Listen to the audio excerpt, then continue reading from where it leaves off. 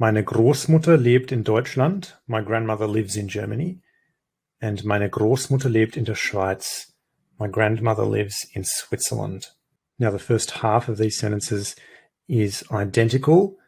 We have the verb lebt in second position in the sentence, and we have a T ending on that verb because it refers back to a subject, the thing in charge of the verb, the nominative thing, which is singular and third person.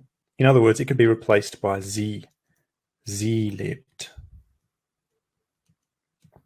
And we finish the sentence with two countries, Deutschland, Germany, in the first, and then the Schweiz, Switzerland, in the second.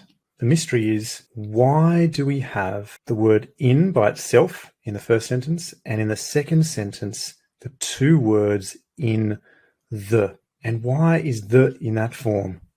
And a simple answer is that in German, when you're talking about a country being in a country, then we usually just have in plus the country. There's no need for a word for the. And most often, more often than not, the country is neuter, singular, as in this case.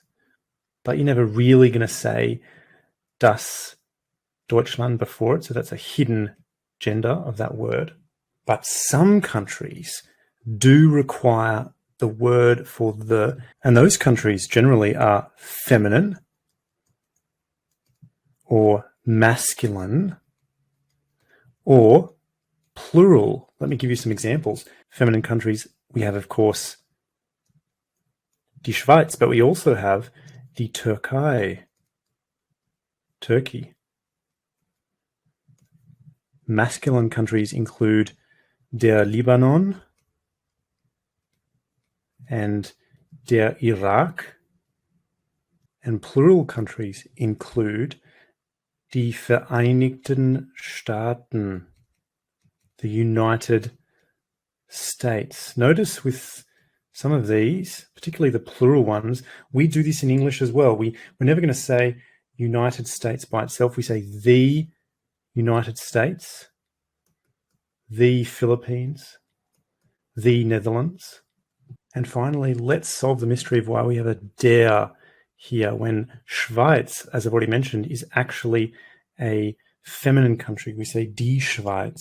The answer is that in is a preposition. That means a word which tells the position of a noun, which can be followed by either the dative case, if there is no movement,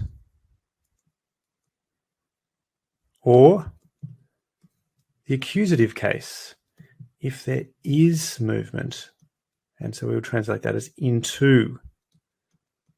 And in this case, there is no movement. The grandmother is living in Switzerland. She's not moving into Switzerland. And so we have the feminine, singular, dative word for the definite article.